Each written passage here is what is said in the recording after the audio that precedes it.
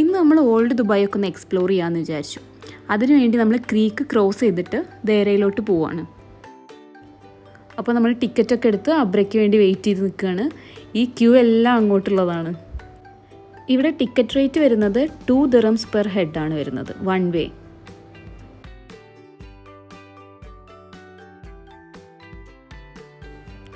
അങ്ങനെ ബോട്ട് വന്ന് നമ്മളതിൽ കയറി നേരെ ദേരയിലോട്ട് പോയി.